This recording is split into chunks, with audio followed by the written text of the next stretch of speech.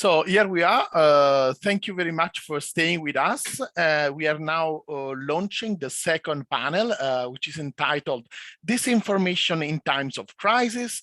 And it will be chaired by Dr. Branislav Hock, that is Senior Lecturer in Economic Crime at the University of Portsmouth. So Branislav, the floor is yours. Welcome to the Disinformation in Times of Crisis panel. I'm Dr. Branislav Hock. I'm Senior Lecturer in Economic Crime at the University of Portsmouth in the United Kingdom.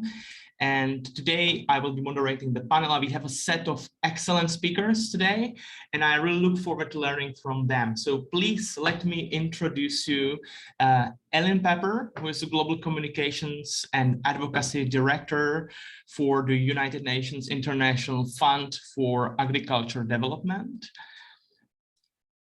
We have Dr. Pietro Maria Sabella, who is Adjunct Professor in Criminal Law at the University Luis Guido Carli. Hello. We have Dr. Ammar Naji, who is Assistant Professor of Comparative Literature and Arabic at Colorado College. We are still waiting. Hopefully, Ammar will be able to join us.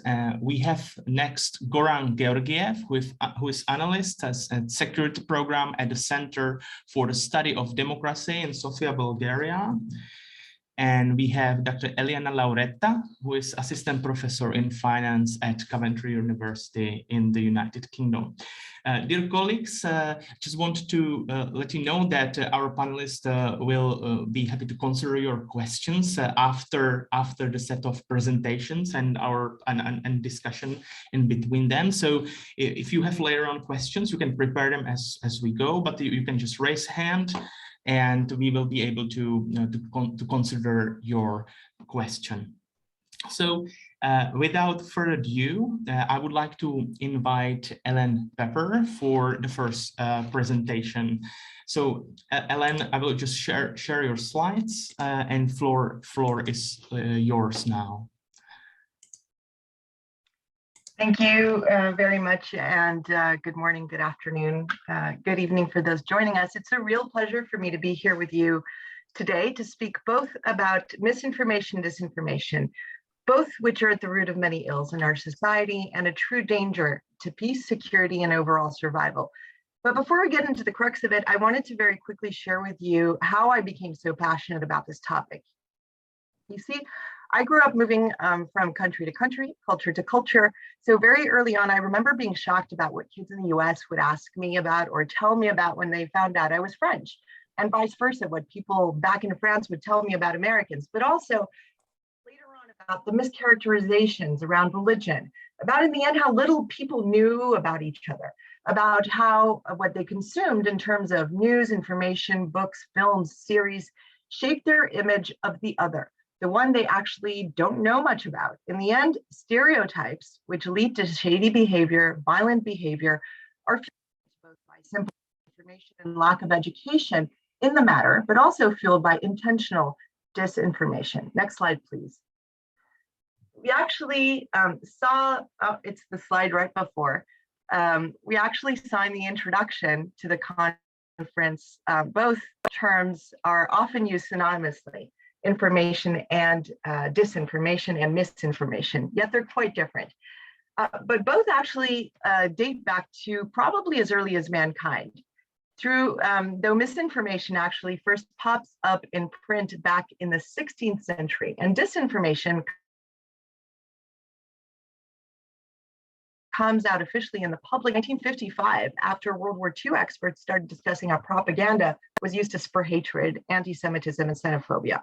And so because I saw both so early on, I ended up dedicating the first part of my career to news and information, mostly in conflict and post-conflict countries, reporting on those communities often left behind and mostly affected by conflict are the ones who don't have a voice. I quickly realized, though, that what was truly needed was giving them the tools to have their own voice heard, not through filters of others telling their stories for them. And that this, in effect, could help curb misinformation and limit the impact of disinformation. I was incredibly lucky then to join the United Nations peacekeeping arm, specifically for that reason, to set up peacekeeping media operations and national radios to ensure space for ethical and verified information on the airways as a key solution to curb conflict, while also opening spaces for dialogue, both needed to increase the chances to transition to more peaceful times. These radios actually came about after the Rwandan genocide and the recognition that a Rwandan station, Milkolin, recognized by some as having been a de facto arm of the Hutu government, had played a significant role in inciting the genocide that took place in 1994. And so the UN peacekeeping operations started including in their basic texts with host countries, known as the SOFA agreements, the right to set up national stations to support their peacekeeping capacity. Next slide, please. So I set up radio stations in Haiti and Sudan and Mali. That helped me see firsthand how information saves lives as much as misinformation and disinformation kills. Back in 2009, I was extremely lucky to be asked to lead on the expansion of Radio Mariah after the comprehensive peace agreement between the North and South, and allowed for a democratic process to elect a president in the south of the Sudan. Eventually, this is what gave way to the referendum for independence, out of which South Sudan was born as a fully independent country.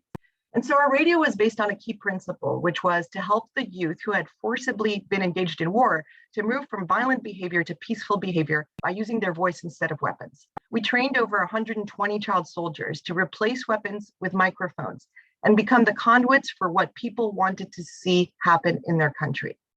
But balanced information through this radio was fundamental, both in terms of providing information about what the country was going through and also supporting populations just coming out of a terribly long civil war. This allowed for massive and safe participation in these processes. Mariah also became a fundamental mediation tool capable of intervening when tensions were brewing. Listeners alerted us on a regular basis of potential conflicts in their areas, allowing us to intervene on time. And more often than not, actually, our journalists quickly would find out that the source of conflict was based on misinformation and would offer tribal leaders a space to speak to each other on air. And when we did convince them, we actually were able to see the weapons come down. All of this, though, came with a necessity to provide protection and even shelter at times to our journalists who were abiding to the rules of ethical reporting and who were often threatened, if not killed, by those who did not want them to call out disinformation. All of that led me to be prepared to enter Mali a few years later when I came in to set up the radio to support the UN operation there, again, to curb both misinformation and disinformation as the peace agreements were being negotiated in Algiers. But contrary to South Sudan, Mali had an incredible quantity of radio stations. However, they were either controlled by the central power and therefore far from neutral, or they broadcast only in Bambara and French. And so that meant that all the people who spoke other official languages, such as Sanrai, Tamashek, Arabic, were left behind. They themselves felt the country didn't represent them. So the radio station I set up with my team there specifically focused on the populations left behind, giving them access to information, which also curbed local conflict. Because in the end, when they weren't able to use their language or actually understand what was being told to them, that fueled disinformation, played a tremendous role in destabilizing the country. Overall, what I got out of the experiences was a very, very strong link between information and education. And this we saw both with the way we communicated the Ebola virus and then with the COVID pandemic. Journalism, news, and media are fundamental tools definitely needed to bring to light the variety of opinions and views that exist. But it also has that fundamental role, which we sometimes forget about, in providing fact-based news and data and counterbalance unresearched hearsay. Next slide, please. So when COVID hit, I was running the UN Information Center for Colombia, Ecuador, and Venezuela. And talk about misinformation and disinformation, it was almost instant, nearly immediate. Within a week, the world shut down. The incredible number of channels of information contradicting each other, both official and unofficial ones, led to complete chaos. Next slide, please. And so it was not only terribly stressful for everyone as people tried to figure out how to survive, but also it rapidly turned deadly and very quickly opened the way to financial crime. From fake news on social media channels announcing the UN would deliver food baskets to your homes if you respected the quarantine and asked people to send ID details and bank accounts, to those who claimed they had a cure in exchange for a few 100,000 pesos, unfortunately, this information chaos the first weeks and months led to countless number of unnecessary deaths.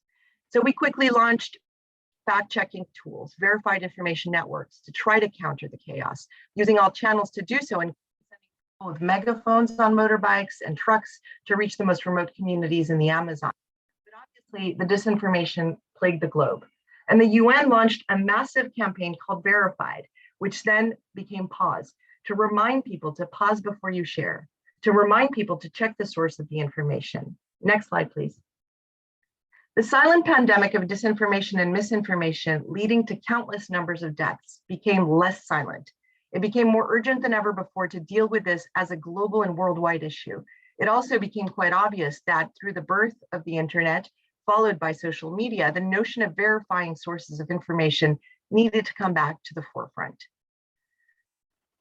So what we're really seeing here is that this information, this disinformation, this misinformation, although it's always existed, it's definitely gone to another level of what we call out of control. Technology has enabled us to share a lot more, to give a voice to those who never had one, which is fantastic.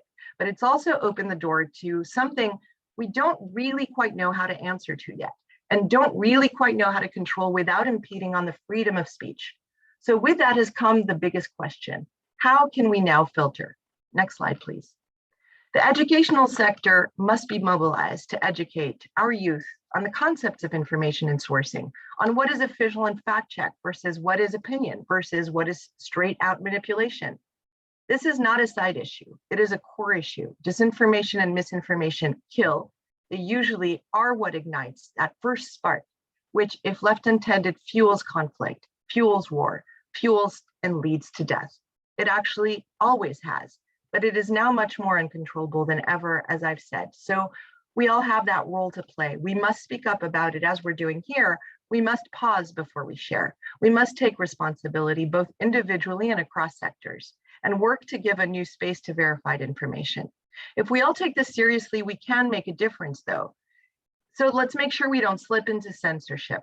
Giving a voice, even to those we don't agree with, is a basic democratic principle. What we can do is call on all those who have the liberty of having a voice to be responsible with it and for it, while making sure those who consume information also understand they have a duty in checking it out before they share it as a fact. Thank you for this opportunity to share this, and I'm sure that together and through these lively discussions, we'll be able to make a difference in what has become a real pandemic of the future, of the present and of the future. Many thanks. Hélène, thank you so much for this contribution. It was extremely interesting, and I've taken many notes. I might have some questions. Thank you so much. And let's proceed to the second speaker now, Dr. Pietro Maria Sabella. Welcome, and the floor is yours. Hello to everybody. I am so proud to be here. Thank you to Professor Grasso for the invitation. It is nice to meet you here. If it's possible, can I share my slides? Okay, I go. Okay, can you see? Okay, great. I will just speak about disinformation during the COVID-19 pandemic and the role of whistleblower in Italy. Of course, my point of view is the point of view. Pietro, if I may just, if you please can share it with on the full screen, would be more useful. As a presentation, yeah. Sorry. Of course, my point of view is the point of view of a criminal lawyer or academic in criminal law. So I will just focus on it. I really appreciated the speech of Dr. Papper before, because I studied many things about misinformation, disinformation, and I think it was really useful today to listen to her. Anyway, I go on the directly on the focus. Of course, as we know, pandemic changed completely our way of living, because not only it had direct repercussion on the health, but because it influenced really deeply the political and institutional life. In Italy, we had great trouble about the balancing of fundamental freedoms after that some regulation have been adopted by the parliament. So we see that pandemic had direct effect on political and institutional life. But not also, as we know, pandemic created great problem to economy and also to the employment. As we will see in the next minutes, now we have at a European level a way to react to the pandemic, and the European Commission adopted the Next Generation EU. As you can see, it's a really strong amount of money to react to the pandemic. But that will be an enormous problem in terms of managing money.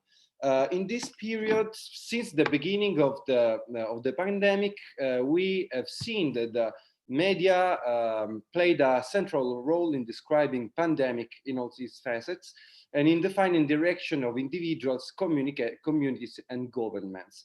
But when I say media, it don't mean only newspapers and television, but the role of social network, as it was said, in some way is fundamental nowadays. And we have users that not only access the information, but create information or alter it. This creates a problem of misinformation. It was said really better than I will do in my speech, but we have a mechanism that contributed to the spread of conspiracy articles or posts in our social networks, and it is demonstrated by the fact that this kind of post of fake news created some theories, some fantastic, I can say, theories, such as Novak's made, saying that the vaccine is totally as useless or harmfulness. I said this because in Italy, we really are spending 2 years on the question if the vaccine is good or not, and it created many problems for the health citizens. We can say that we moved from pandemic to infodemic. The WHO spoke a lot about that problem, saying that when we have too much information created by media and asked by citizens, we can have this phenomenon that is called infodemic, that generates confusion and risky behaviors among citizens, communities, and it can damage individual and collective health, but also public order, safety, and economy. I just going on in some bullet points. Anyway, the dangerous effects we are having, I believe, I think in general, but also in Italy, is that the spread of misinformation are creating some bad effects. The first, I think, is the mistrust of political and health authorities by citizens. The second is a lack of transparency, of course, in communication, but not only in communication, but also in the measures adopted by the government. And the consequence, the third consequence, is the proliferation of illicit behaviors. The dissemination of this kind of inadequate information or fake news have an impact, as I can say, on economy and consumers in general. In this context, of course, the COVID-19 pandemic put a spotlight on the importance of responsibility in general and the need for regular and reliable information from both our public institution, leaders, and company. Fairness, transparency, and cooperation, I think, are essential, especially during a pandemic. The whistleblower has a key role, as we can see, and whistleblowers had a great role in these 2 years in Italy, as I now show you. I will not come again on this because, as I explained in some way, yes, in Italy we suffered of misinformation, really a lot. Not only for the media, the classic newspaper, but also because in social networks many strange theories started to be published and shared, from the origins of the virus to the effectiveness of the vaccine. And really, I saw many people not get vaccinated and die only because they saw or they read something in the social networks without having any read done on this problem. But in this context, we had another problem, not only misinformation because of media, but in some way the information given by health authorities, doctors, and people in general, because in our talk show everybody had the possibility to speak. This creates a problem at a institutional level, and we had in each phase of this pandemic a problem linked to the adoption of emergency regulatory measures for the containment of pandemic that were not so clear and sometimes really ambiguous in the interpretation. Most of all in the moment of the lockdown and the use of masks, for example. The adoption of emergency economic measures gave different problems because, for example, there was a lack of transparency because people really didn't know well how to use and get this economic measure, and also companies, but also citizens sometimes try to fraud the state because there was not a good communication between institutions and citizens in general. The risk, of course, we have this risk in three specific sectors: health, public procurement, and workplace safety. And we are going to see this problem now that we are just trying to getting money from the European Commission to react to the pandemic. But what happened? Happened that in these last 2 years, the Financial Information Unit for Italy recorded more than 7,060 suspicious transactions linked to pandemic for fraud in public procurements, tax credits, and fraudulent accounting. And just these things about the report done also by whistleblowers in Italy, in public administration, and in the private companies. This it means that in some way whistleblowing is well legislated in Italy. Well, yes. We have a good institution of whistleblowing, but something is missing. I will give you just some bullet points about our legislation.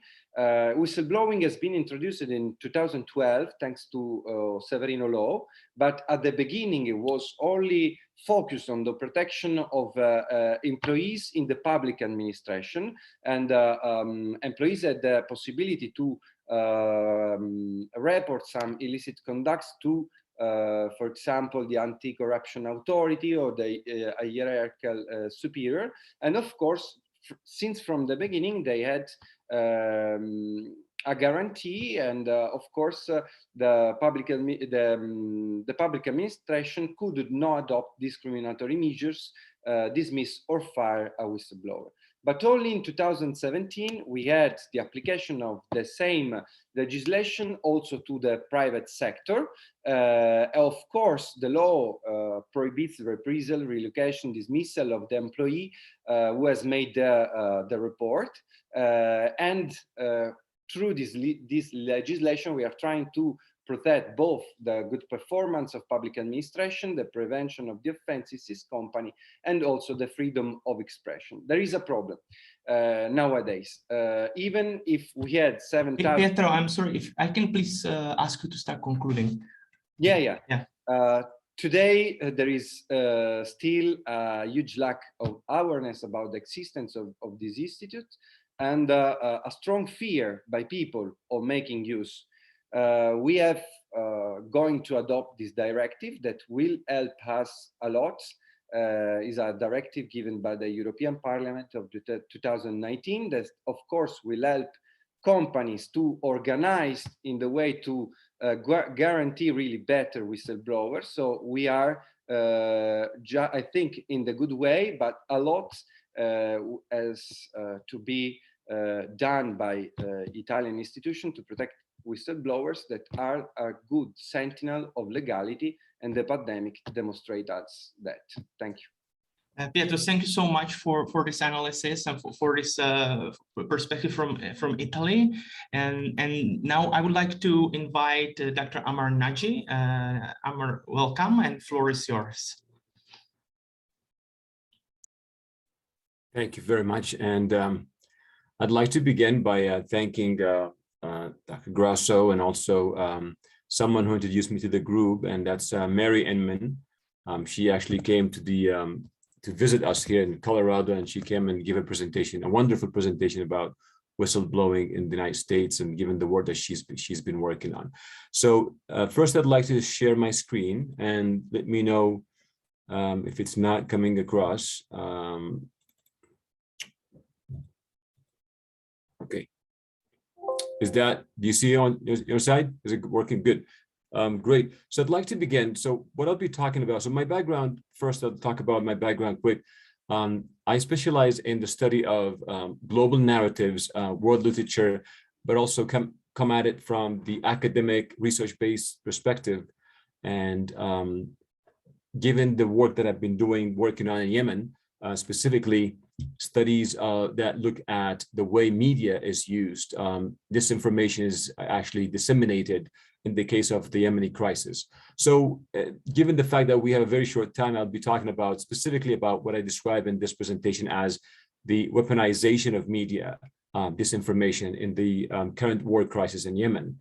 And the first thing I'd like to emphasize here is because of the fact that this, the global transfer of information, the fact that people have access to a lot of information nowadays has made it so complicated in the case of war zones. The case of Yemen is not really that different from, if you go back, we go back to talk about Daesh and how they have utilized internet, how they have utilized social media to grow their network.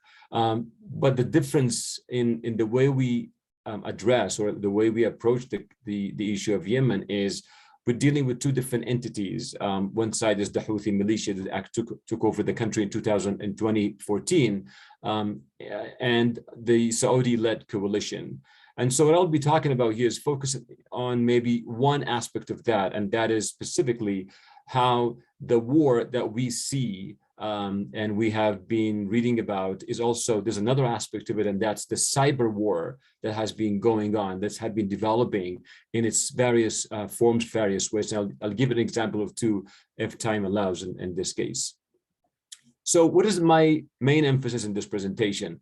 The emphasis is one thing, and that is whether it's information from the point of view of the recipient or maybe the receiver in this case, or it's maybe disinformation from someone who's coming from outside, and that's often the case.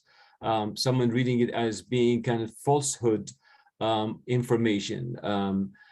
It's in either way, it's used as a form of ammunition in the case of Yemen, that aims to influence from both sides, not just from the Houthi. Oftentimes, it's one side is covered and the other side is kind of not really well studied, or I would say underlooked, or maybe undervalued in various ways. I'll mention why.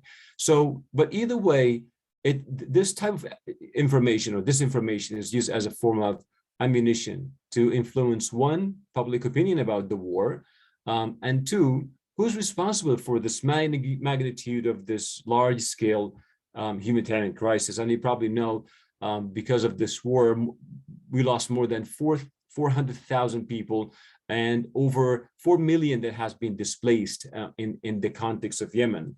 So the question then has become, for those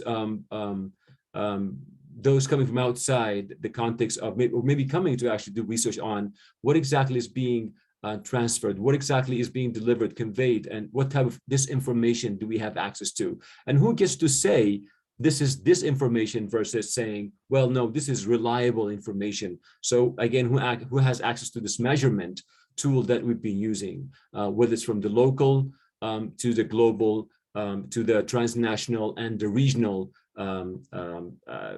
players in this war. So the first thing is the fact that the war has been, as I said before, there had been this kind of two different extremes when it comes to how we discuss the issue of media and access to media.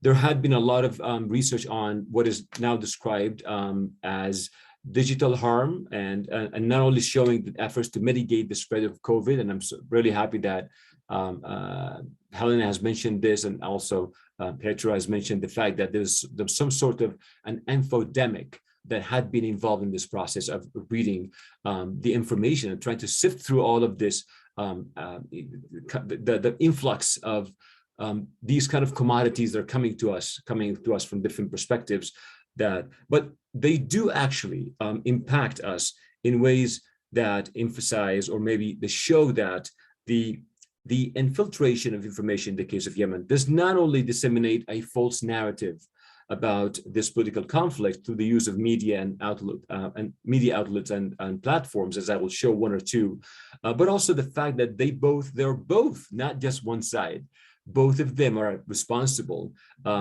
and they're actually trying to maintain a network. This is something that's oftentimes it's kind of overlooked. They try to maintain a network of supporters and followers worldwide that advance the agenda.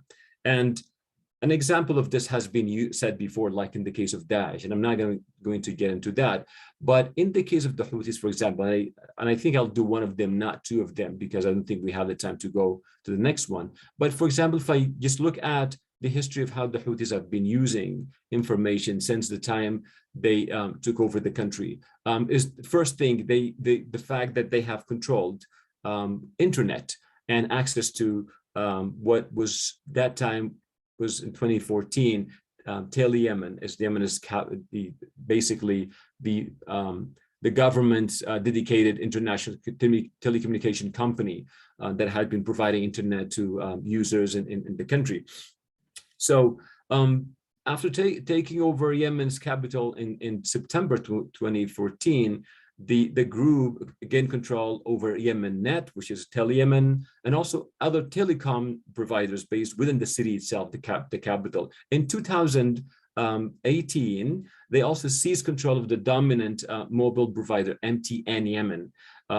And so we see that there's some sort of fluctuation in the way they have been using, the way they have been controlling kind of media outlets. But the Houthis have also themselves have tried to block access to WhatsApp. That's one of the ones. The other one that had been also criticized a lot was actually Facebook and Twitter.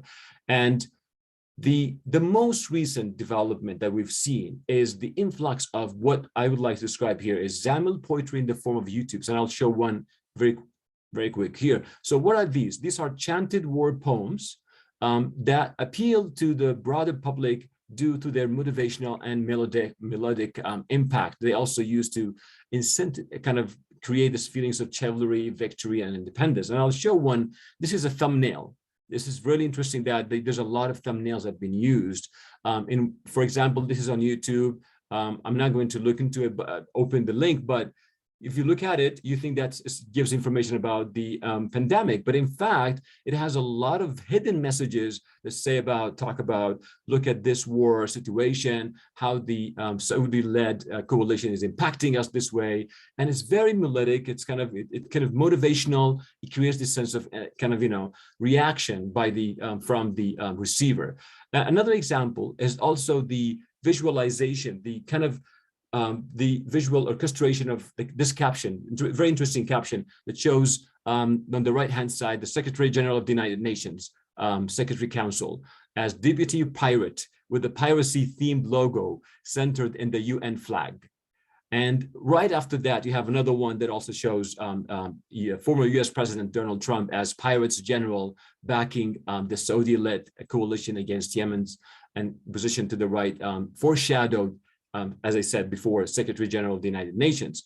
So all of this have shown that research has, I mean, in a way, we've missed one thing, and that is just because we're talking about a tribal group, and I'm coming to a conclusion here, because their access to internet and media is not that well researched.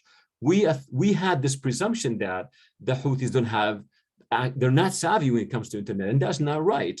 They actually have a very growing network of supporters, and most of that hasn't been discussed. There are songs, there are actually podcasts, there are a lot of videos, YouTubes, digital war poems that have been disseminated widely, and they're accessed by millions of people worldwide. That impact show us that there's a cyber war aspect of the conflict in Yemen, and there's so many constituencies that we haven't looked into. But I'll say that, and hopefully we can say more or maybe discuss more in the Q&A. Thank you so much.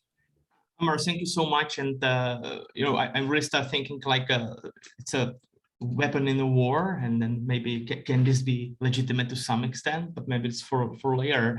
Thank you so much for that. And I would like to invite another fourth speaker, Goran Georgiev, to share his views. So Goran, please, floor is yours now. Thank you, Branislav, and thank you to Dr. Grasso and everyone else who organized this really insightful event. It's a pleasure to be here and hear so many varied perspectives, especially from whistleblowers. We only have 10 minutes, so I'm going to dive straight into my presentation, which is on the topic of disinformation during wartime, a focus on the invasion of Ukraine.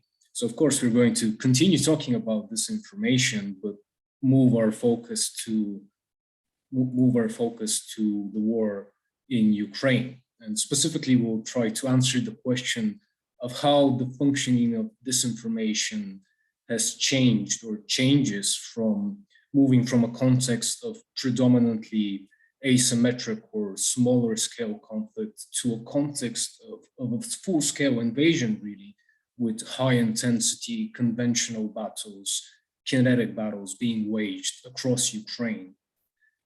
And before I move on, I would like to say a bit about myself and where I come from, so that you get an idea about the perspective that I have on the issue. The Center for the Study of Democracy, the organization that I work for, is very much a policy-oriented organization, and I will also be taking a policy-focused perspective, policy on the national and international level, that is.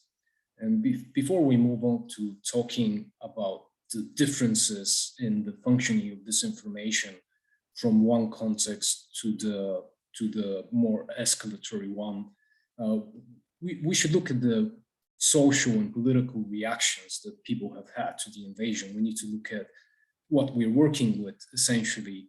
So by all accounts, people, especially in the West, of course, well, we instinctively recognize who the aggressor is and who the defender is. And basically, as people, we instinctively sympathize with victims of crime. And this is nothing strange. We naturally tend to be empathetic, and we sympathize with the underdog. You know, put simply, wars of aggression evoke very powerful emotions, especially in modern societies, of course. And so this context of conventional high-intensity warfare, it naturally limits the effects of disinformation. I'm mostly referring to the Kremlin's disinformation, but really this would apply to any sort of disinformation. The current context, it naturally limits the effects, especially when compared to periods without conventional warfare, without steep escalations. To put it simply, it's hard to convince people that you're acting in self-defense or that you're justified in what you're doing when you're indiscriminately bombing and butchering civilians, and all of this is being recorded as spread around the world. And so disinformation is not magic, of course. And it takes time to take effect. It very much relies on the illusion of truth effect, meaning that you need to repeat something over the course of years. You need to be constantly producing and reproducing a variety of narratives so that you actually get to the point where you can convince people of your fantastical claims, let's say. And in this sort of perspective, disinformation operations are very much akin to how a fantasy or sci-fi author would approach world building in their upcoming novels. So you need all sorts of different subjects to build the world, to create that fantasy. One of the other things that we noticed with the beginning of the invasion and the days that followed is there were a lot of early calls by Western governments, especially, and Western organizations for a victory on the cyber information front. And of course, a lot of that is warranted, just looking at what basically ordinary citizens from around the world, hacktivists or the anonymous subgroups, all sorts of these hacker groups, what they've been doing to the Russian government infrastructure, they've definitely been having an effect. At the same time, it's important not to overestimate the effects of our own strategic communication, because you're already hearing the heads of a lot of Stratcom units in European government, let's say, who have been attributing a lot of the public backlash against Russia's actions to their own Stratcom efforts. And while Stratcom definitely has an important role to play, we should be careful not to appropriate the sort of natural moral reactions and outcry that people have. And something that is, of course, being extensively discussed is that social media space has become even more saturated with misinformation and disinformation since the invasion of Ukraine. In essence, it's almost impossible to look up something on Ukraine on any social media really and not find disinformation. In fact, maybe one of the first things you will find is disinformation. And this also goes to a point that has been an extreme penetration of influence operations into mainstream space. That is to say, disinformation is becoming ubiquitous, and it was already ubiquitous in a lot of countries, especially in Eastern Europe. And these are the same countries, especially Slavic frontline countries like Bulgaria, Slovakia, the Czech Republic. These are also the places where Kremlin is obviously focusing a lot of its efforts because it has activated its informal networks of influence. This includes anything from journalists to academics to politicians on the highest level of government. They're fully activated in my country, Bulgaria, but also in Slovakia. And whereas these agents would act with a lot more caution in times of peace, being careful not to reveal their true motives, it is much more obvious right now that they're being activated because a lot of them are committing career suicide by supporting Russia. The war has also is also demonstrating very powerfully the role of corruption and how corruption and the information space and disinformation in general are connected, especially in times of war. So on the one hand, corruption is Russia's main avenue to power in Russia herself and also in other countries. It exploits state capture to gain and maintain power. But on the other hand, corruption also goes a long way towards explaining the logistical and equipment problems in Ukraine. And what's key here in relation to disinformation is that corruption is what allows us to extract valuable information, valuable data from inside Russia, and then use that to counter disinformation, to inform our own strategic communication efforts. Corruption is also what lets us communicate with the whistleblowers, because we are talking about Russian people, whistleblowers who are, to risk of themselves, they are sharing sensitive information with Western governments and organizations, and corruption is what helps that happen. So the end result that we got, let's say in the first week of the invasion, is this huge accumulation of political and social capital in Western countries. And the question, of course, is social capital to do what? So political capital. What are we going to do with that political capital? And how are we going to make sure we're not going to waste it? What are the correct policy responses? There were also a lot of people who, like I said, there were a lot of calls for an early victory on the cyber information front. And it is warranted in the sense that if you look at European countries, it doesn't really matter which one you look. But basically, after the 24th of February, support for Putin and Russia halved. So even in countries like Bulgaria and Slovakia, which were the most pro-Putin EU members, with somewhere between 60 and 70% of people approving of Putin's image and his policies in 2020 and 21, those numbers have been halved, even in countries like Bulgaria and Slovakia, where now they hover around the 25 to 30%. Unfortunately, though, of course, we see the opposite has happened in Russia, and I urge everyone to go and look at the sociological data provided by the Levada Center in Moscow, because that is basically the only reputable source for this type of information. And we see that, unfortunately, Putin's approval ratings have not suffered at all. Quite the opposite. They've increased. They were hovering at around 70% at the end of February. They increased in March, and the latest data shows that approval ratings in Russia for Putin are at 82%. Now, of course, these numbers, they fluctuate, and these are just natural things. We all know this. There's war, and so people are more likely to support their leader, and the opposite. The people you're fighting against are much more likely to start not liking you, even if they liked you before. Now, the problem with this, of course, is that these perceptions, they tend to stabilize over time. We must not take this for granted. It's very important to realize as the war, every passing day, the war is normalized, and it just becomes another aspect of daily life, as unfortunate as it is. And the problem, of course, is that what we're normalizing and what we're stabilizing is that violence and aggressive foreign policy is normal, and it's normal for authoritarian countries to act this way. And of course, this works towards Russia's benefit. It works towards the benefit of all aggressive authoritarian countries, because that is their main way of doing things. As talking about how the Kremlin's disinformation operations have changed during times of war, what we've been seeing is that there has been an increase in the volume of disinformation pieces, a huge increase, but also in the intensity.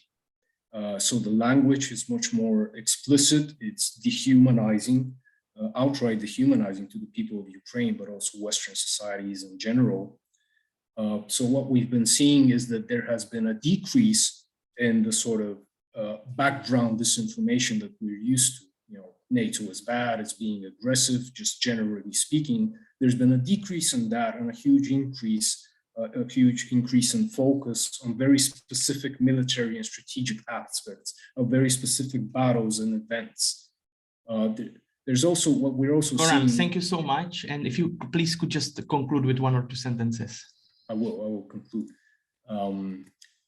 My main point is regarding what are the correct policy responses. And I would say is that we should not take the easy way out and take direct deterrence measures where we block websites, we suspend TV licenses, but we need to take the harder but more correct approach, which is preventative measures, education, literacy. Justice must not only be done, it must seem to be done. And so we must take this norm-setting approach that builds long-term resilience. That is really, it's the only way to build long-term resilience is with preventative measures and not deterrence measures. Thank you so much, Goran, for this excellent analysis of events of recent weeks. Extremely interesting. Now, last but not the least, I would like to invite Dr. Eliana Lauretta to present. Welcome, Eliana, and the floor is yours. Hi, everyone. So thank you very much for giving me the opportunity to contribute today to this discussion. Well, I would. Do you want me to share the slides, Branislav? Yeah, yes, please. As you prefer. As you prefer. Yeah. Let me just, because I sent yesterday. Right. Can you see the screen? Yeah. Okay. Very well. Very well. Thank you. So by listening to all of you, of course, I was thinking to do a certain kind of discussion, but I will cut down a little bit given the limitation of time I think I have. There were 2 points that I listened. One was raised by Hélène, one was raised by Pietro and Ammar, responsibility about information sharing and infodemic. So these 2 points, when it comes about financial system, because we saw misinformation, if you want, in several contexts of crisis, war, pandemic, and so on and so forth. But when it comes about talking financial system crisis developed by the financial system or financial instabilities, of course, the type of discussion is similar but different at the same times, because the financial system itself, which is the fuels of our societies, which is the fuels of our economies, is also one of the most peculiar industry. We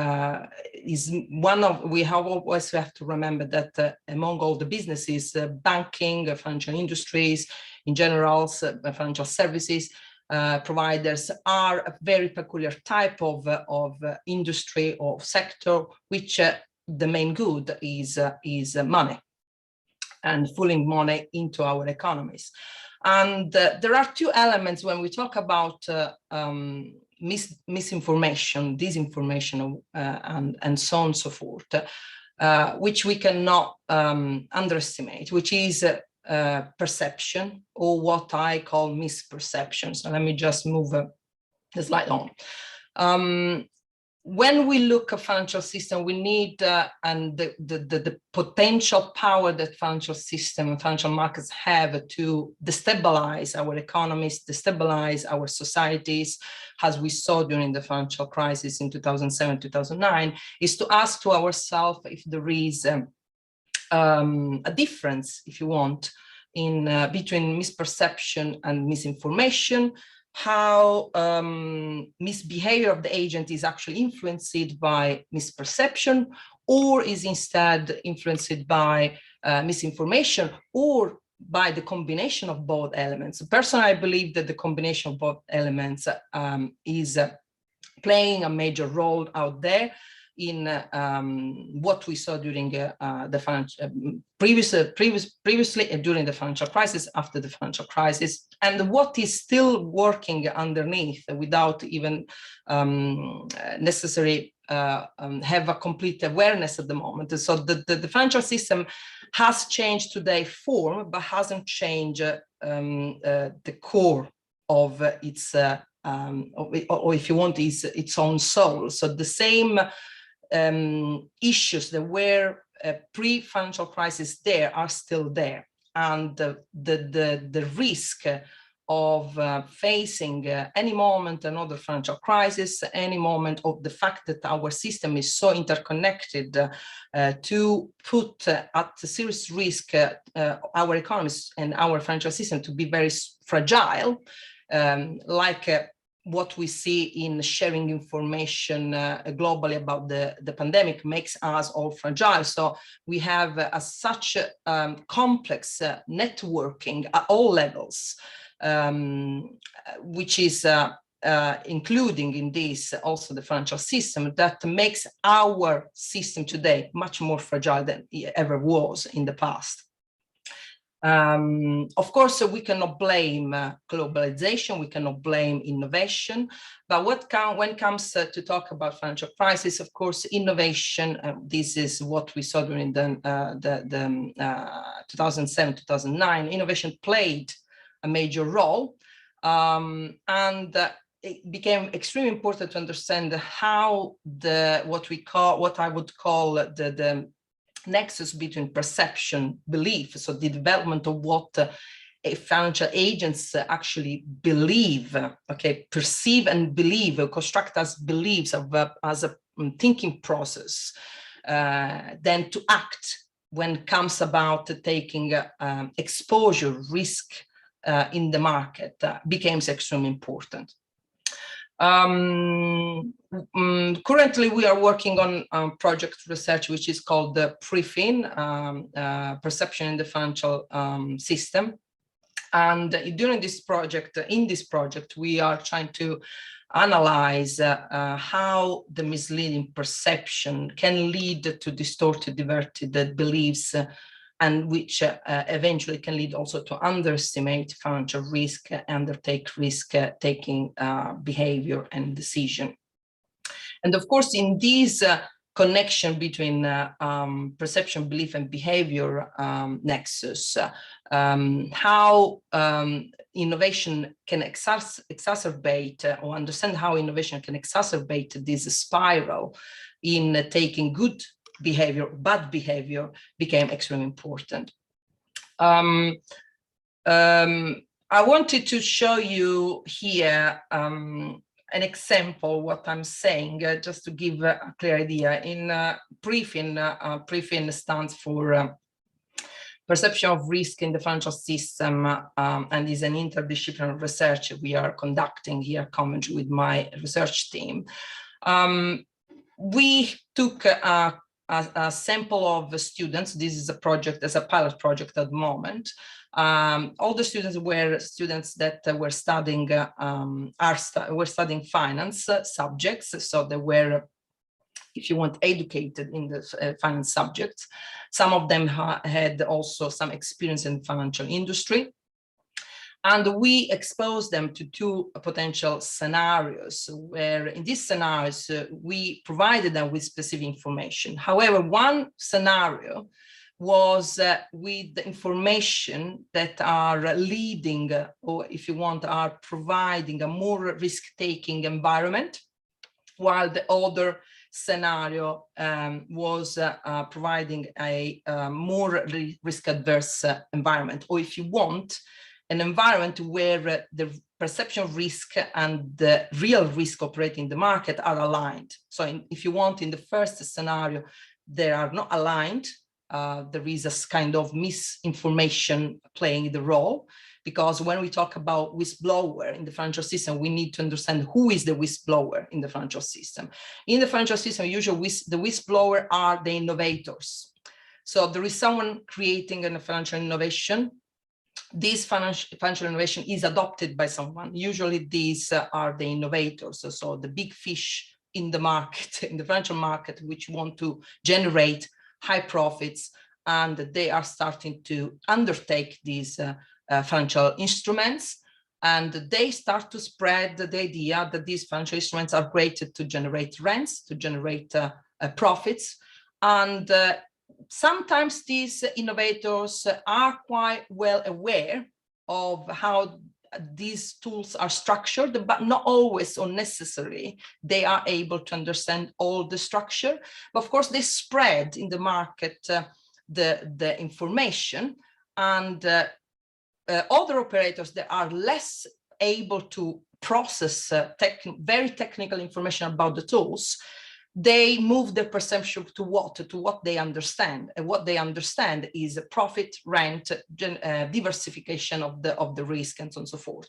So if one innovative tools is promising the possibility to diversify risk and reducing the risk at the minimum by generating high profits, well, most probably that that person, that financial operator, will be willing to take the risk.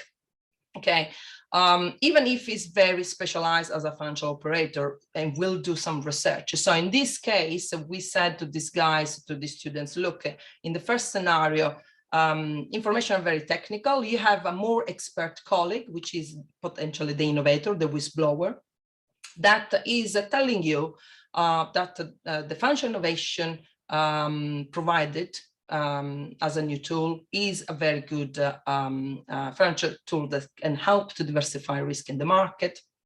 And we continue to say in the scenario that you undertake some research. However, what you find in the research you do is that more or less all the information sources are actually supporting the point of view of your colleague. In the other scenario is slightly different. So same situation, the colleague advised the financial operator about the tools.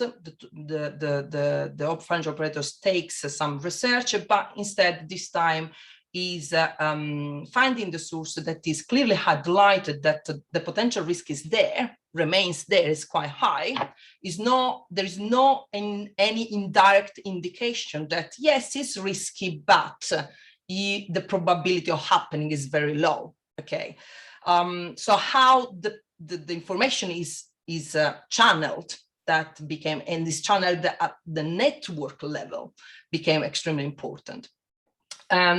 I don't go into details of the design of the experiment we did, but just to give an idea, I got just one question. Eliana, if I may, if you please could attempt to conclude now the I'm presentation. concluding just very quick by showing these data, which I think yes, are please. quite interesting. I got, of course, to take with the pinch of salt, because this is a sample only of one question of the entire experiment we did. But if you look at the risk-taking situation, you can see that in that context that I just explained, most of the students, the perception that they had, because of the misinformation, if you want, indirectly embedded in the market, in the context of the market. So they were mostly willing to go for a risky position.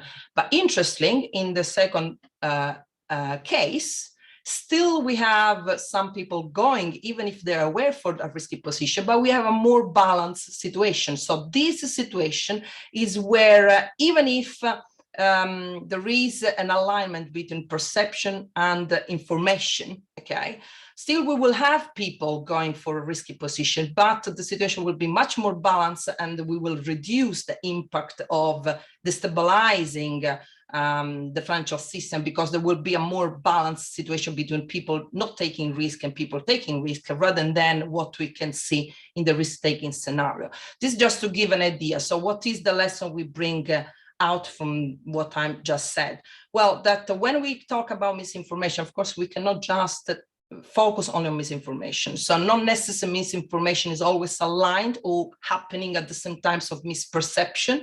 And misperception, misinformation should always be analyzed jointly together in order to understand, at least for the financial system, but I don't think this applies only for the financial system, to understand how the phenomena are actually emerging. Thank you very much. Thank you so much for this very insightful presentation. Thanks to all panelists. We made it 8 minutes before the limit, so we have some time for discussion. I have been listening very carefully, and I'm interested in two things that I just get out here, and if anyone would like to address them. So the first one, I was starting getting my head around, there's a misinformation, disinformation, these are bad things, but then came the presentation about the cyber war and the two parties probably in the cyber war challenging each other. So is there actually some legitimate level of disinformation in the times of crisis, especially for some in a war situation where it's kind of used as a weapon?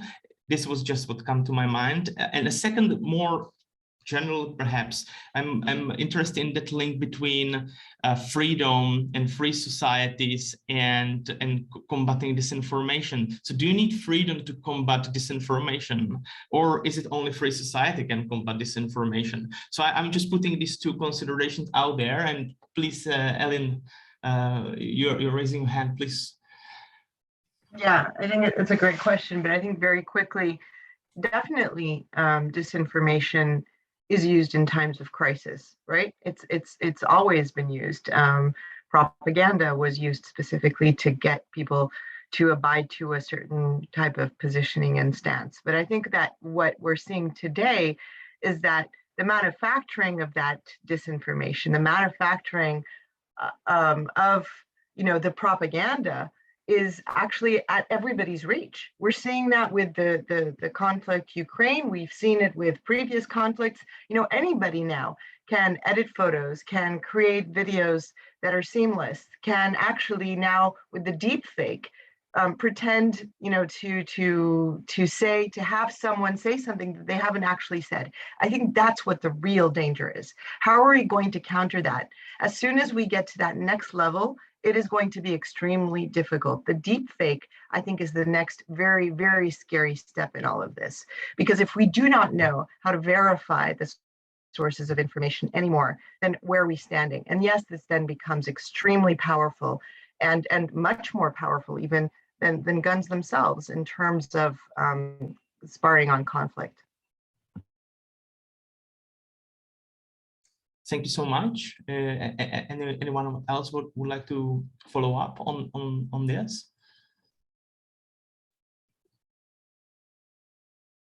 Yes, Goran, please. Well, I guess one important differentiation that we need to make is between psychological operations, which often involve disinformation, and outright disinformation. So in the case of Ukraine, one of the things that the Ukrainians seem to be doing, especially in the first week of the war, was posting a lot of videos of light Ukrainian infantry carrying the javelins, and then maybe they were a bit inebriated and dancing. Now, this was very much a psyops that was targeting Russian military personnel on the ground, who had a very nasty surprise when they met something entirely different. They weren't drunk light infantry. And so, yeah, there are these types of disinformation that are not as malign, let's say. I guess we should have like a sort of spectrum of badness, and yeah, there's all sorts of things on that spectrum. Pietro. Oh, yes, thank you. And yeah, I think from a juridical point of view, when we speak about that, about information, freedoms, free societies, and so on, I think we are going to, I would say, just to put our hand in the heart of our democratic society. In which sense? That in these 2 years, even if during pandemic, but nowadays also during the Ukrainian crisis, many voices are just telling about the opportunity or the necessity to stop misinformation. And on that, we are, everybody agrees. But the question is how. Some people, when I say people, I also mean leaders, but also authors. Sometimes I saw that also in some jurisprudence, thinks that the good way would be making a control on the information that you give to the public. And we saw that the control of the information can bring us to autocratic models, not to democratic models. In Italy, we have a good legislation that gives to the media the main point to follow, to give a good information without be censoring. You have to you have to give a real information. That's the main problem. Use the good words in giving that information. But the point is that we don't have someone or some institution that can say that something is real and something is fake in some issues, in some topics. Now we can see that, for example, for the Ukrainian war, every day we see many information given by Russian media and the ones given by Americans or European Union ones that are completely the opposite, the one on the other, but we are not in the there in the war, so we cannot know really what is going on. We have for sure to guarantee the democracy, and also the democracy must be guaranteed when we give the information that should remain free totally. And I don't think that we can counter that with the criminal law or with the sanctioning law, but it's necessary to rebuild cultural heritage for the new generation, and asking to our youngs to get beyond the title they read in the newspaper or in the media, and get to the source, and just try to have a critical point of view on everything they read, since the beauty of democracy is be critical on what you have in front of you.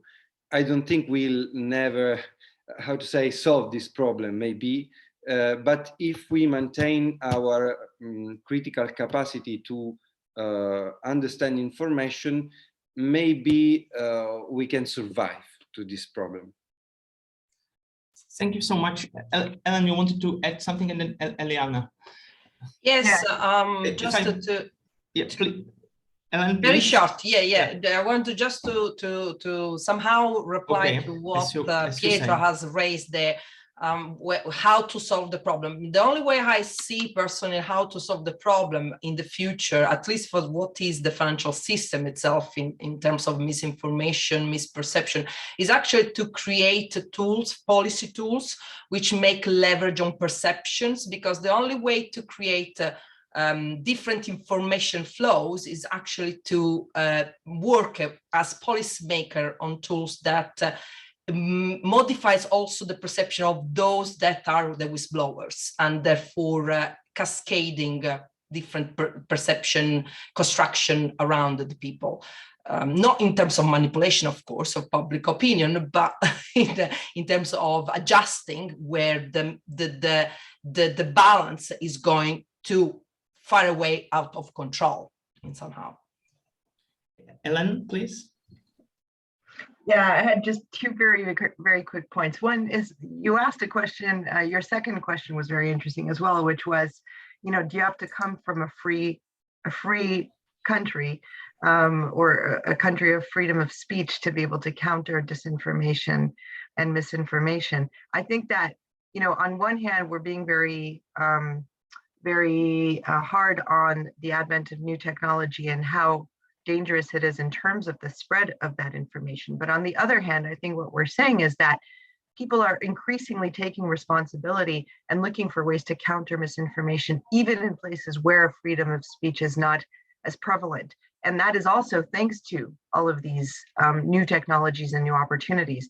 So in the end, I think that it transcends borders, right? At countries where there was impossibility of having a voice, I think that thanks to this new technology, they're able to find ways to counteract that. So I think that we're seeing both ends of the spectrum here. And then very quickly, I think it's also really important, and I know we've touched upon this, but as we move towards getting policy involved in curbing this infodemic, we really also need to shape policy to look into going back to the roots of education and awareness in terms of sources of information. And what really worries me is when I see little kids, talk about what they've seen, what they've read, what they've heard, and you ask them where they've seen it or read it or heard it, and they're mentioning YouTube, Facebook. They're not mentioning sources of information. When you say, and even older people say, I saw it on Face, but that's not a news source. Where does it come from? The concept of source, that needs to be retaught. And I think that's fundamental if we want to move forward. And this is across the globe. I think that some people don't know what that means anymore. I see my little, 8-year-old son, and I realized the other day that he doesn't know what a newspaper is because we're all reading on our tablets. He doesn't know what a radio is. And I dedicated my life to radio, right? Because we're listening to voices come through Alexa. So I think we also need to take stock of that and how much it's influencing, the next generations in terms of combating this. Colleagues, thank you so much for your insights.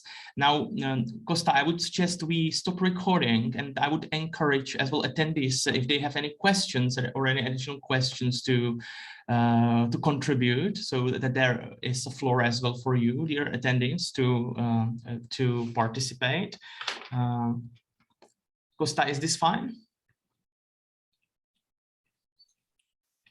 It's absolutely fine, yes. And if they are panelists, we can keep the recording on, of course. Very good. So attendees, if you have any additional questions, the floor is yours. This is just to remind you out of record. So give you a couple of seconds.